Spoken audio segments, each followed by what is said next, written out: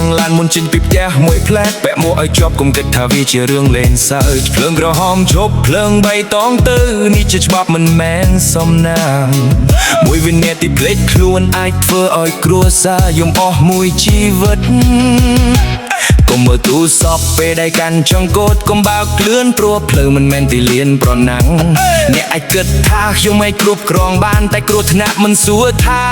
អ្នកត្រៀមខ្លួនហើយឬនៅ Slow down don't play around ជីវិតមួយមិនមាន boot rewind គោរពច្បាប់ការពារជីវិតទៅដល់ផ្ទះវិញនោះហើយជាជ័យជំនះពិតយ៉ាស្រវឹងកុំបាក់កុំយកជីវិតទៅភ្នាល់កូននៅចាំដៃឬប្រពន្ធនៅរងចាំម៉ែមិនចង់លឺរំនឹងអាក្រក់ពាក្យកណ្ដាលយប់ព្រោះមួយកំហុសអាចបញ្ចប់សូបិនទាំងអស់កុំប្រជែងកុំបងហាញថាខ្លួនខ្លាំងអ្នកខ្លាំងពិតគឺអ្នកទៅដល់គោលដៅដោយសុវត្ថិភាពគោរពគ្នាលើដងផ្លូវគោរពជីវិតអ្នកដទៃស្នាមញញឹមនៅផ្ទះមានតម្លៃជាងលបឿនណាទាំងអស់មួយវិនាទីអាចផ្លាស់ប្ដូរអនាគតបើបដៃការទទួលខុសត្រូវព្រោះអ្នកចរិយារនការពារបានចាប់ផ្ដោតពីខ្ញុំ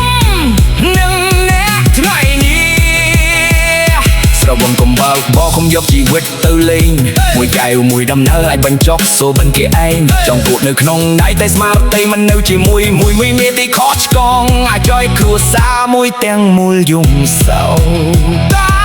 បើអ្នកជាអ្នកបងសូមកុំរត់ចោលកន្លែងជួយចូលនរងគ្រោះសិនកុំធ្វើដូចមិនបានឃើញគេតជាមនុស្សមានគ្រួសាររងចាំដូចអ្នកទំនួលខុសត្រូវមិនមែនតបឲ្យអ្នកដទៃរ៉ាប់រងកុំបានថាខ្លួនមានលុយហើយគិតថារកសាយបានគ្រប់យ៉ាងជីវិតមនុស្សមិនណៃចុកលុយមកវះតម្លៃបានទេអ្នកខ្លាំងពិតគឺហ៊ានទទួលស្គាល់កំហុសហ៊ានជួយអ្នករងព្រោះមិនទទួលខុសត្រូវចំពោះអ្វីដែលខ្លួនបានបងស្រវឹងកុំបាក់កុំយកជីវិតទៅក្រគោរពច្បាប់ប្រកបជីវិតគ្រប់គ្នាមានតម្លៃស្មើគ្នា